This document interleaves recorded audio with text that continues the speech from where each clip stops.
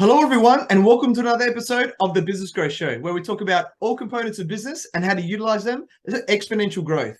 My name is Athin Cassiotis. I'm a business growth strategist where I help business owners grow and scale to create freedom and choice.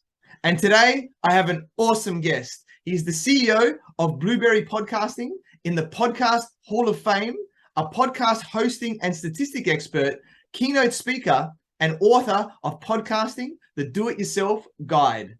Blubrry Podcasting is a podcast media company that represents 105,000 audio and video podcasters, which provides advertising opportunities, media distribution and hosting, podcast media statistics, and other services. He's executing podcast advertising deals with a variety of national vendors for the past 17 years, and was responsible for bringing GoDaddy into the podcast advertising space as one of the first podcast advertisers in 2005. And he founded the Tech Podcast Network in 2004, and his personal tech show, Geek News Central, has been produced twice weekly since October 2004 and is the co-host of the new media show. Welcome, Todd Cochrane, and thank you for being on my show. Athin, thanks for having me, and thanks for the wonderful introduction.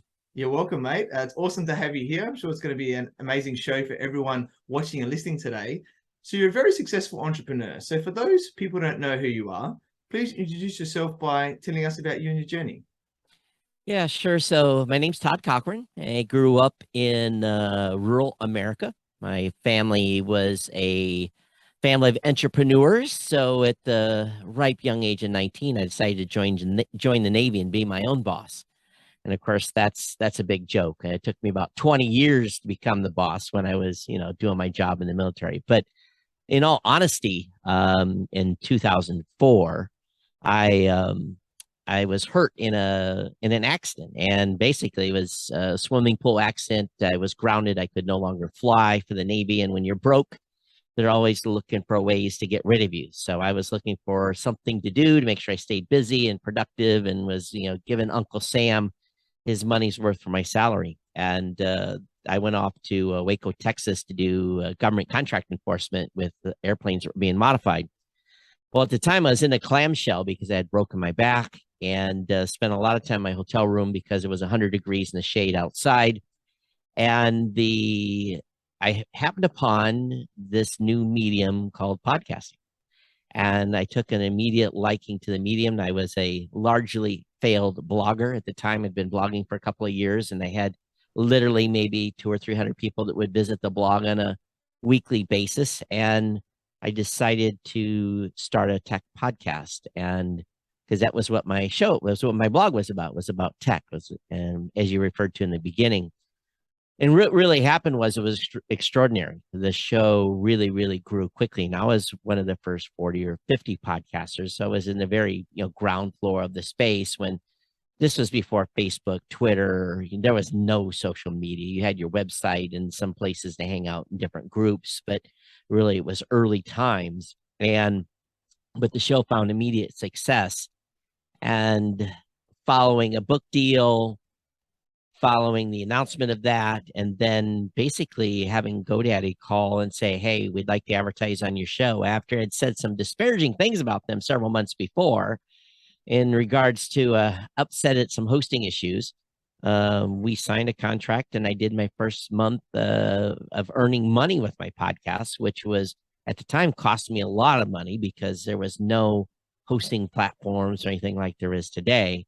And when we got done with that call, or with that first month, the media buyer, whose name was Chris Redlinger, she says, we'd really love to expand. Do you know anyone else who would like to advertise GoDaddy? And I was like, yes, I do. And from there, really a business idea was born. And literally on my next episode of my podcast, I said, I'm looking for a lawyer, looking for an MBA, looking for a graphics guy, and I'm looking for a programmer. And we're having a phone call in about 10 days.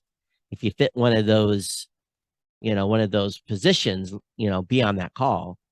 On the call was an MBA, a lawyer, and a graphics guy. And the graphic guy knew a programmer. I said, call him, get him on the phone. And we literally started the business over the telephone.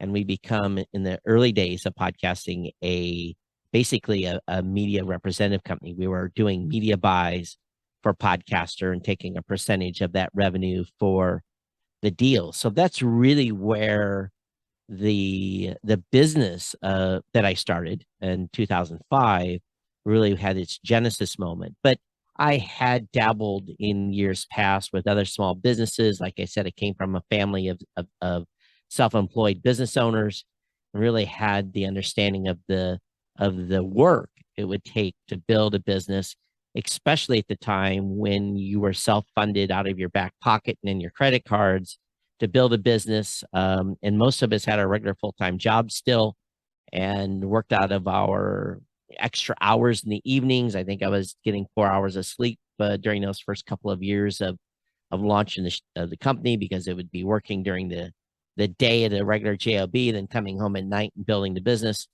And we got finally to the point where we could bring the first person on as an employee, and that was the programmer, because he was needed the most. And then the company grew from there. So, it's been an interesting ride over the past 17 years with steady growth, and the company now is around 20. And we service a large body of podcasters, but there were challenges along the way, which I guess we could probably get into a little bit. But that's kind of the background of how I started the company, and of course, there's lots of stories in between. Yeah, awesome, mate. Thank you for sharing that story. And it's amazing to hear how, when you see a problem there and opportunities pop up, and then, you just created that amazing team of people and grew it from there. So well done for doing that over, a long period of time now. And I know that obviously with a business, what the original rendition of something is, it has to be innovated, it has to be improved. And I know that you spent 2 years rebuilding the platforms. Do you want to maybe share a little bit about that and why you did that? Yeah, I think really it boils back to, in the beginning, when we were just doing the ad rep business, what we saw was the business model changing a little bit. And just like any other business, you have to adjust with the times. And we transitioned from a media host, our media advertising media business, to a service business and recurring monthly revenues service business. And just like anything else, when you build something the first time digitally and putting some online tools and services, those age relatively quickly based upon, what just happens with a modernization of the internet. So just around the start of COVID, we decided it was time to dynamite the entire platform and literally rebuild the interface, the user interface from the ground up. So we spent really a good 2 years rebuilding the platform. Start with the website, readjusting content where it was located, then started right in with the user UI stats. And really the whole platform has pretty much went through at this point, and looks completely different as compared to where it was 2.5 years ago.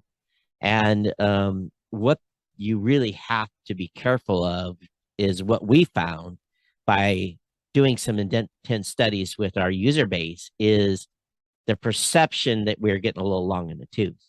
So getting long in the tooth in a space that is continually evolving is not good for reputation, not good for growth, not good for ongoing, increase in revenue. So we really had to rebuild the stack.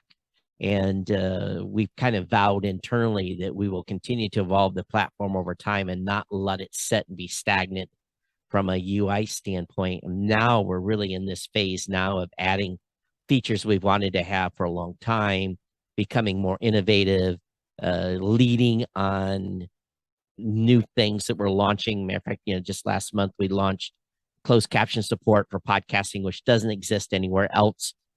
Every other medium, YouTube, Facebook, every place else has closed captions for media.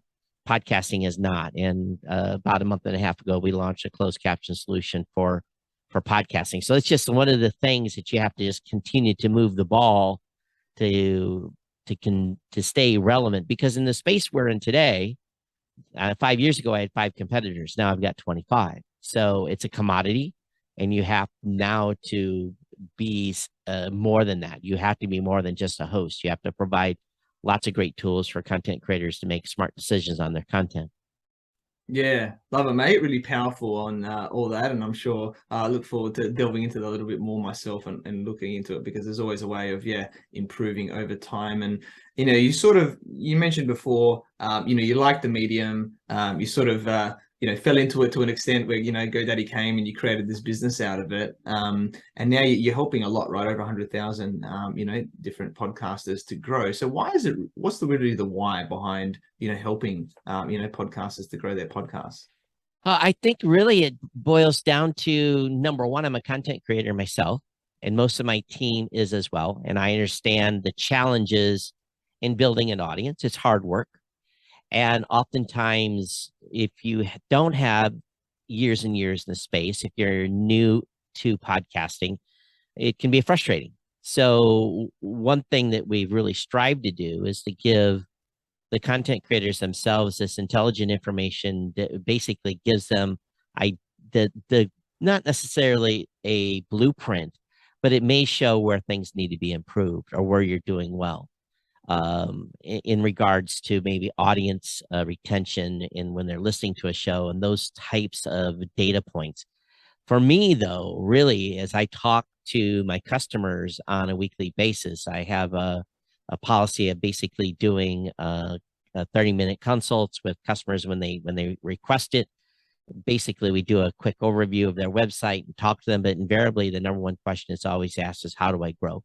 Because podcasters always want to reach more people. The analogy I kind of use, if you're doing a podcast on neurosurgery, you're probably going to have about 1,000 neurosurgeons listening to your show.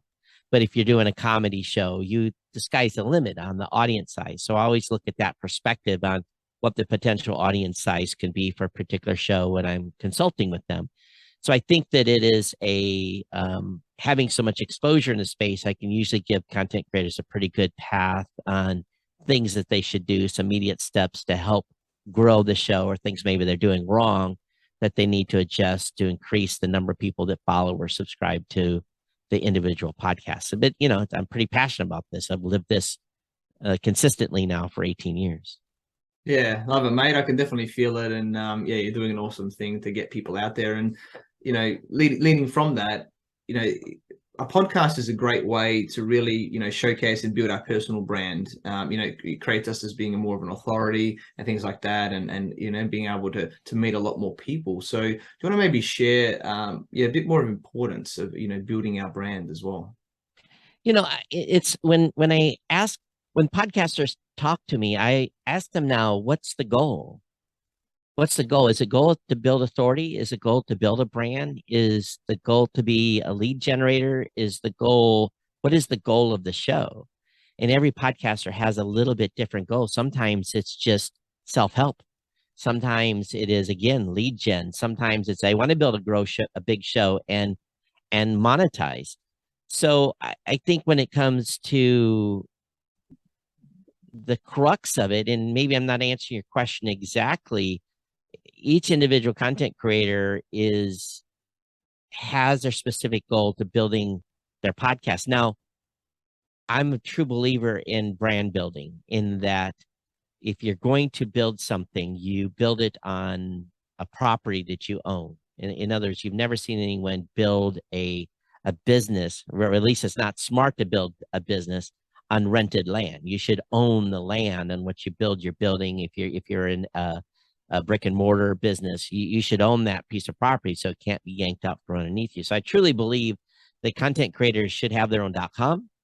They should establish or a .show or whatever top level domain they want, build that brand, and have their website be their central point of focus for their content. Doesn't mean they're going to consume the content on the website, but at least that every content creator knows that their audience, or every content creator specifies with their audience, hey, by the way, come over to such and such.com. In other words, and that serves two purposes. Number one, that could serve as a lead gen, building a newsletter, buying merch. You just name it. There's lots of things you can do from your website, including getting good Google SEO. The SEO game is no longer just finding a show name. It's winning the episode title and finding people that are searching for specific information. That's how you gain more listeners, is really winning that Google search result game. Still the number one to determine the number one way people discover podcasts now is through referral. It's 7 degrees of separation. I listen to a show, I recommend it to someone else, they listen, they recommend it. It's that type of spread is still the number one way. But I truly believe in the end, when someone listens to my podcast and they listen to the content I'm creating out, they may know I have a business or whatever it may be that I'm doing, but they're going to know where that show or that content originates. And basically that is part of the strategy of bringing them in and sending them out, bringing them in to do whatever they desire, whether it be an email list, lead gen, building authority, finding out about the hosts more, selling merch, and then making sure they follow or subscribe to the podcast on the platform of their choice. Yeah, love it. And let's just delve a little bit deeper just on this website thing for the question that I have. So, we can have a personal brand website like I have athincassiotis.com, and then you could potentially have the businessgrowshow.com, right? Or whatever it is, like if we're using my podcast as an example.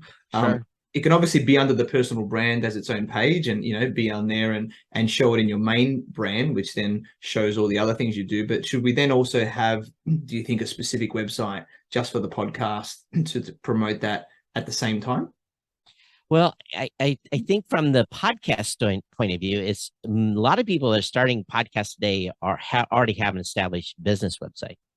So I always tell, in that situation, in that scenario, if the individual has a business site already, the podcast should reside where the business is. And hopefully it's someplace where it's not on a second or third page in. It's someplace it can be found relatively quickly when someone lands on the website. For someone that's starting from scratch, again, what is the goal? Is it the goal is to build authority? Then, like you're doing, you have your own personal website, but you also have the podcast website. So it's kind of tricky. What is the goal? Is the goal to build the business property? Is the goal to build the personal brand? I think that's a personal choice. Personally, the way I went about it was I used Geek News Central to be the place where people came to see the content that I created and wrote about. And then that opened up doors for me to go to trade shows and speak at different events and so forth. So I think it can work 2 or 3 different ways. Again, if you're trying to build you as a brand to be on a national scale, probably your personal website should be the sole place where your content goes. So again, it's you and your content, or your content and you. It's kind of like an inverse deal. I don't think if you're doing a business show, it should be on your website. But if you're doing a personal brand show, it should be on your own website. So it really plays. I don't think you should mix the content too much, because that can deliver confusion. But again, it really depends on the goal. And most people now are doing YouTube, they're doing Instagram, they're doing TikTok, they're doing all these things on social. Where then do you drive them back to? Where's the goal to drive? If you're doing a TikTok about you, do you drive them to the website, or do you drive them to your business? So I think it can get confusing. So I truly believe one site, one brand has been, at least for me, has been very, very successful. Yeah, awesome. Thanks for delving into that. And I know your key focus is around advertising. You help podcasters to advertise, and it's part of what you've done for a long time. Starting with GoDaddy from there. So what are some ways that we can advertise on our podcast? It's an interesting time. And in the early days, there was only small podcasts. So all the advertising deals were done in small shows. And then around 2008, 2009, that money rolled up into only the bigger shows, the top line shows that you hear talked about often in the news, the Adam Carollas, the Joe Rogans. A lot of that money rolled up into those big shows. And sadly, a lot of it did not come back down into the smaller shows. And what do I mean by a smaller show? I mean a show that has less than 5,000 listeners per episode, which is, believe it or not, probably about 97% of the podcasting space today. So what do those 5,000 shows do? Well, there's really a number of options. Number one is you get super niche, and you are that neurosurgeon that has 1,000 neurosurgeon doctors. That's a very high value listening audience. You can demand a very high premium by an advertiser to reach those folks. Whereas if you're doing a comedy show, again, you got to build volume, right? And then kind of in between, maybe you're doing a value for value model where you're giving enough value out to the audience that you have that they're rewarding you with the value of the content through a donation. I love the model of someone saying, if this was valuable to me, send me whatever you think it's worth. Was that worth $100? Was that worth 1,000? Was it worth $10? Whatever it may be, that's the value you give back to me for the content I've given you.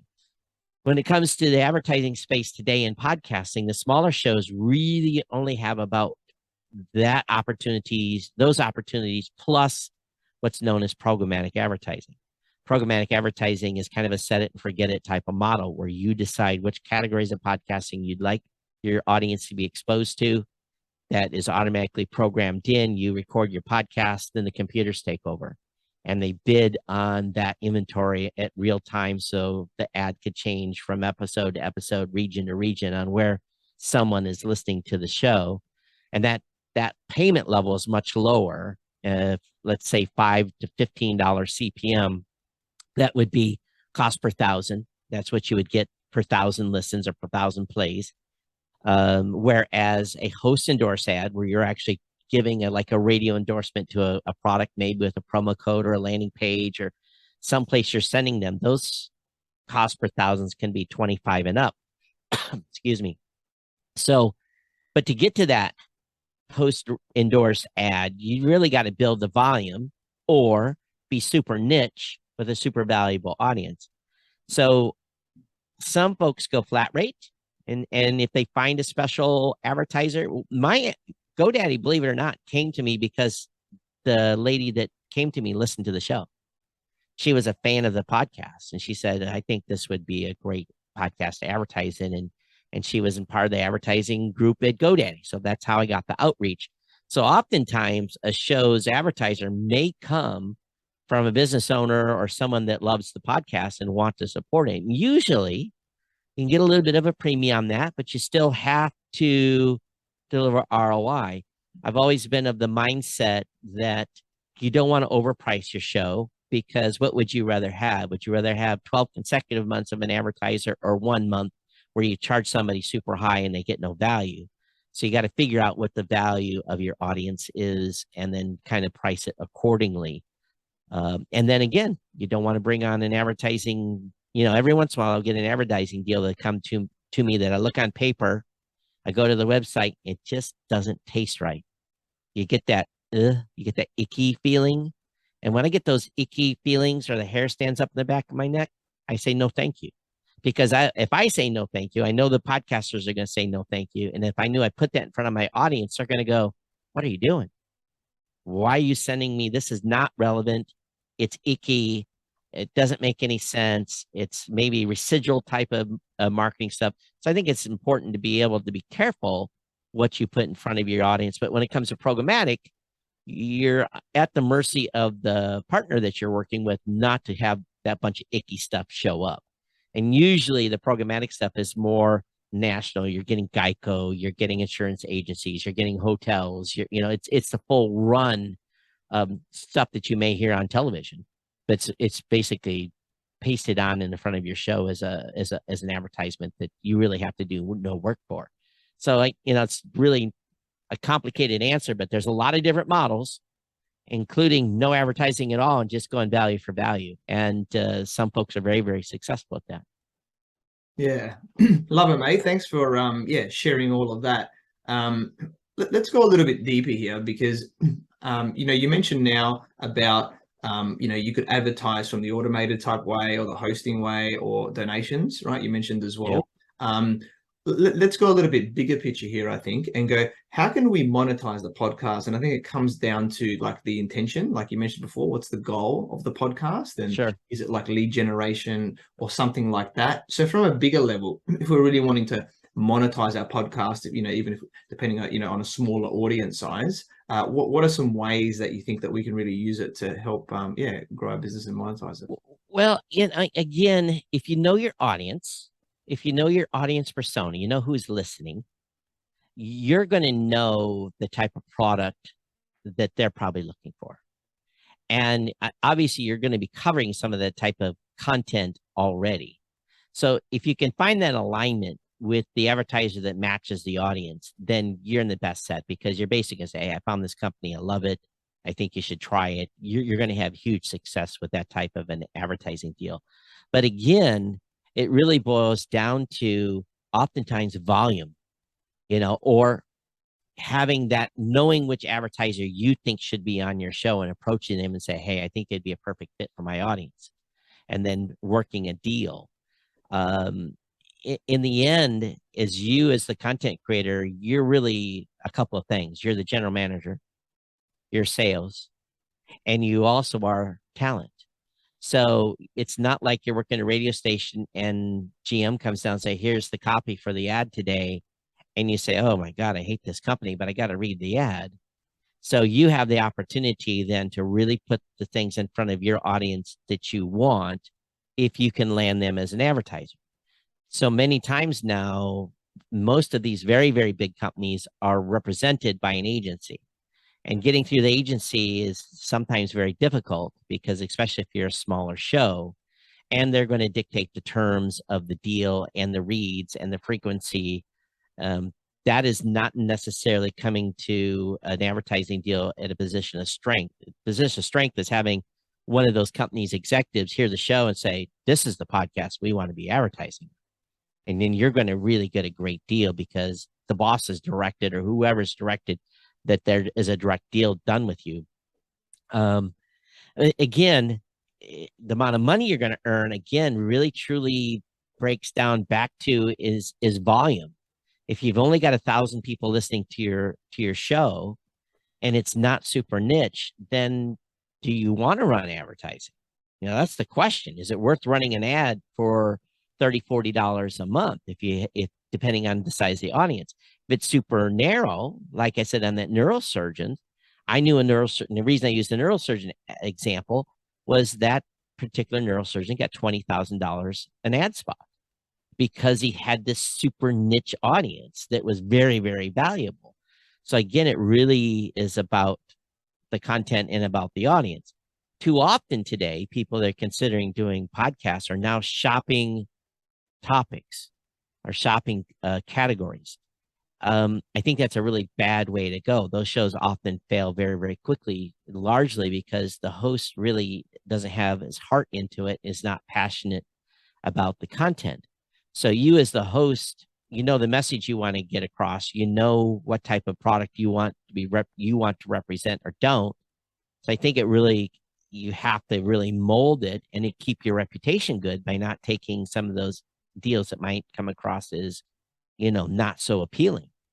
Because believe me, if you represent a product that you are not fully behind, your audience is going to smell that just immediately. They're not going to feel the heart.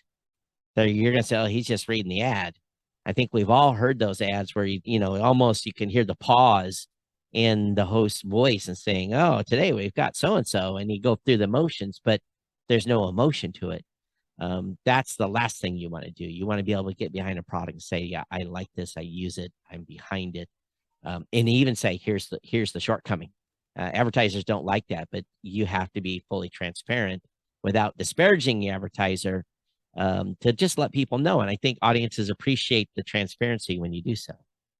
Yeah, awesome. Thank you for sharing that. And let's talk about the experience of the podcast. I think this is one as well where, a lot of the time now with our attention, like social media, we need to get people's attention very quickly. So to my eyes, the start of the podcast is probably becoming a little bit more important on how we do it. And I see a few of these sort of, voiceover intros or things like that people are doing. So what are your thoughts around how you start that podcast and sort of what's working, I guess, out there in the market, so we can make it sound professional, but, get people's intrigue. Sure. And deliver as well. Don't use my show, my Geek News Central show, as the example, because I do a short intro, then I spend 6 or 7 minutes talking about life. But that's what my audience has gotten used to. That's the model I developed. I think, though, what I do at the beginning, at least of my shows, is I say, here's the top 4 things we're going to talk about today. But there's probably 20 that we're actually going to talk about. But here's the 4. It's kind of a, get a little bite in. This is the stuff I'm going to be talking about during the podcast. Now, my audience knows to click forward to 10 minutes if they don't want to listen to that 6 or 7 minutes of me driveling on. But I think really putting in that that bite to say, this is the attention getter. But what we find, believe it or not, is that audiences come for you regardless of the content. When I do my show with Rob Greenlee, who is a competitor, he works at Libsyn, we do the new media show together. We find that when we have a guest, our numbers are lower than it was just with him and I talking. They feel the audience wants to hear what we have to say, and oftentimes more than what the guest has to say. So don't discount your value to the audience and your commentary and feedback and input. I think they really appreciate that. That's how you build this audience loyalty, regardless of the intro. If you think about how you listen to podcasts today, if I'm listening to a podcast and I'm trying to work, I'll have 1,000 A's on my screen where I'm working on a document because I've held the A button down on the keyboard because I've leaned in and I'm listening to what the hostess has to say and stop working. So the podcast medium is a different type of consumption where if the radio's on, we can just have the radio playing and continue to work. And maybe something the DJ says or something to catch our attention for a second, but we're not actively listening. Podcasting is truly this active listening medium, this lean in medium, because we're really in people's heads. They're usually got their earbuds or earphones in, and we're right there with them. So more importantly than the intro, make sure that your audience feels that you're talking to them as an individual, not to them as a group, because they're not listening to you as a group. They're listening to you as a single individual. So you have to keep that in mind. And at the same time, you have to understand the value of the audience. I often, podcasters get, and this is way outside of your question, but I think it's important. And a content creator comes and says, I only got 1,000 listeners. I say, well, Google 1,000 people as an image in Google and look at that image. And then imagine that you're going to an auditorium tomorrow to talk to that group. I'll bet you'd be more prepared to talk to that group in that auditorium than you would be if you're going to sit down and do your show. So if you can visualize your audience from that perspective, it gains a bigger respect. And number two, you're not going to be inclined to waste their time. And really the punchline at the beginning is definitely get their interest, but your approach to the way you create content may change a little bit. I truly believe that if you really think about how you do your show, and if you consider someone sitting at the kitchen table with you, even though they're not maybe actively participating, you may find a bigger engagement with your audience. Very interesting. Thanks for sharing that. And just to delve a little bit deeper on that, because I've, focused my show on interviewing people, and I've interviewed many big names like Jay Abraham and, Bruce Buffer from the UFC and, Sure. many others. So alongside many awesome other people as well that don't have to be a big name. And I only really did my first episode was, was just myself, just a quick one on mindset. And then I interviewed people for the whole, over 120 episodes. So, so from what you're saying is if people, to your eyes, are wanting to hearing likely me more or yourselves more with your host, then maybe should I once a month or something like that in my weekly podcast, maybe just do it, or every now and then, every couple of months, do just a show on myself so they can really just delve in on me for that episode. I think it would be advisable, to be honest with you, because there's things that I've said here today that you're going to be like, oh, and maybe those are 2 points that you want to dig in deeper yourself and provide a deeper thought or feedback on than we would if we were just, doing the question and answer piece.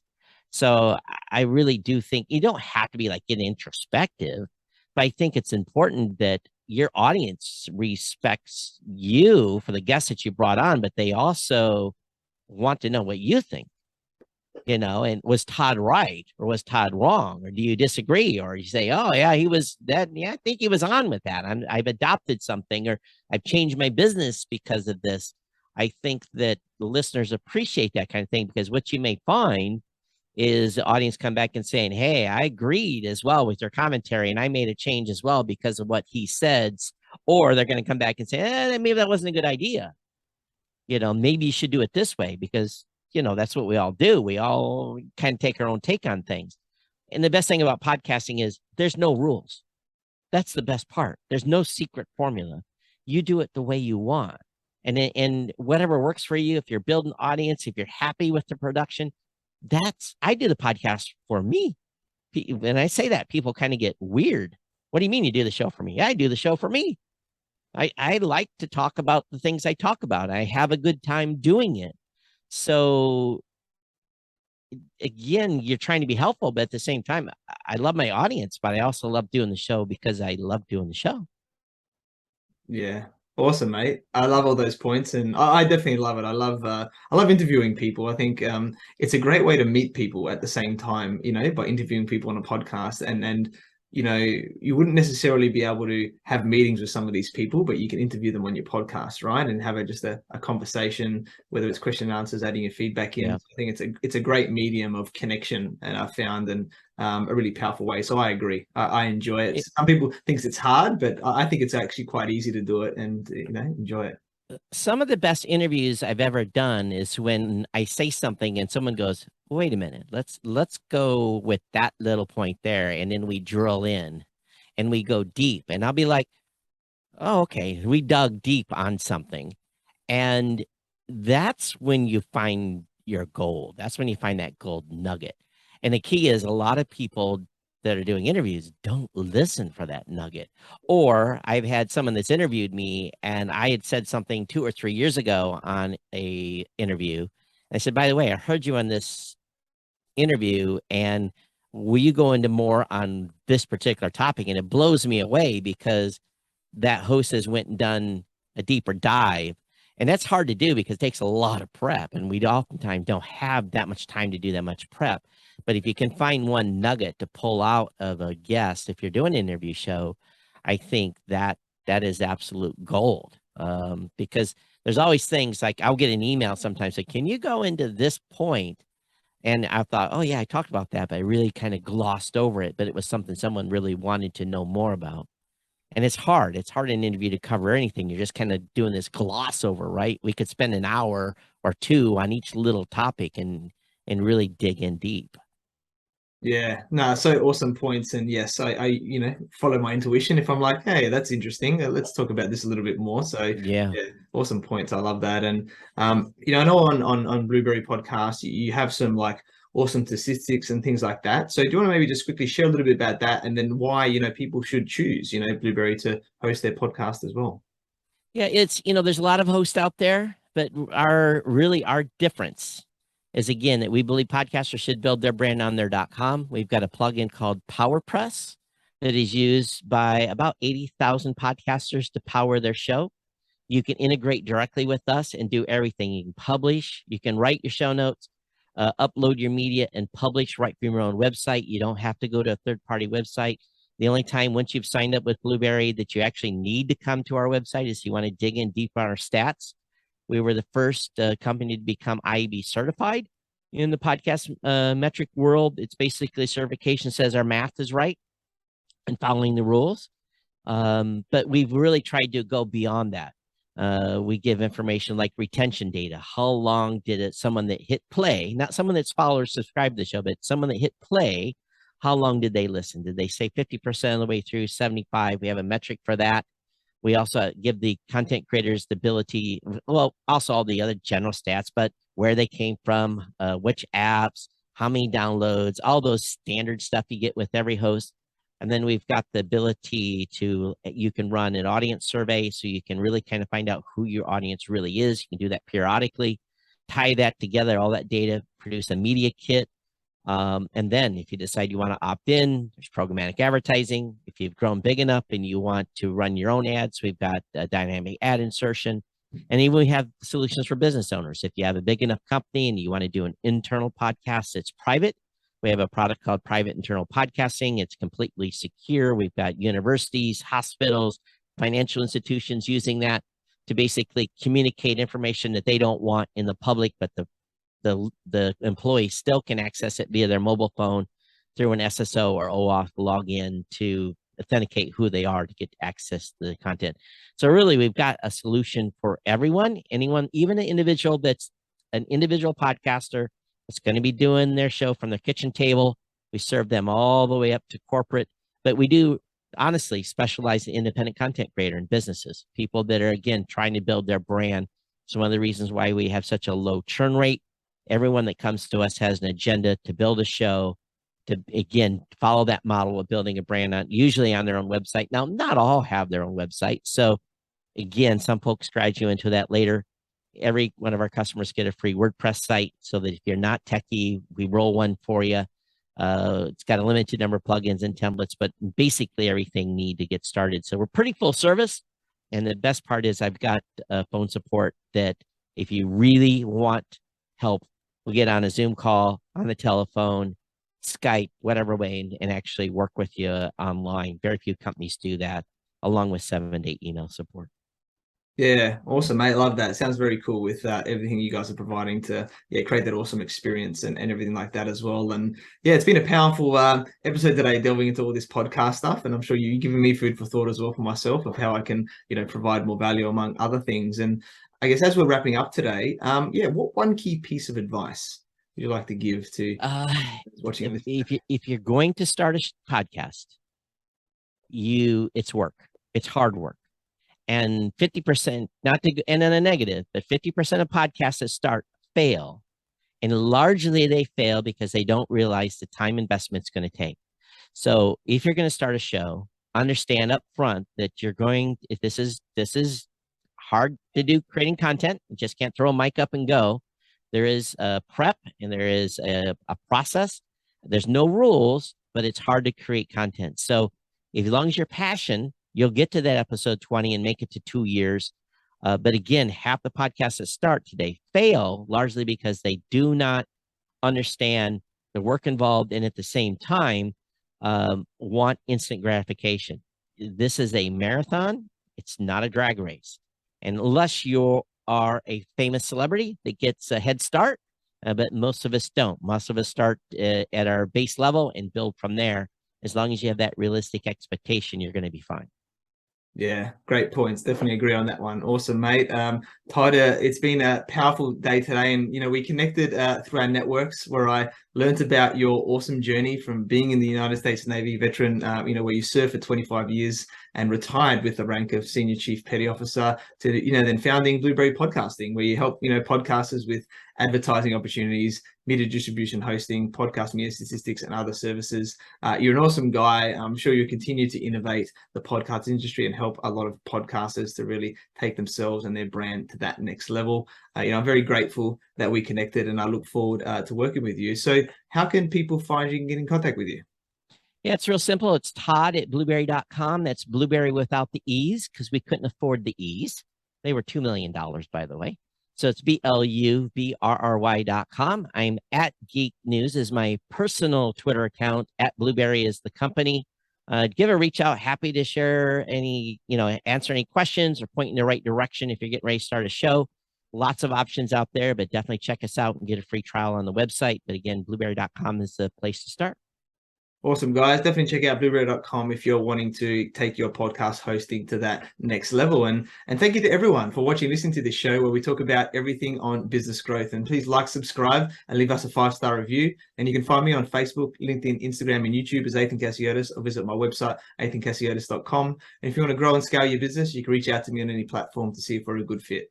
And I completely agree with you. Or do I? The only way you'll know is if you tune in next time. So until next time, remember that our business grows when we learn skills and take action using them in spite of fear. So remember to design your growth and results.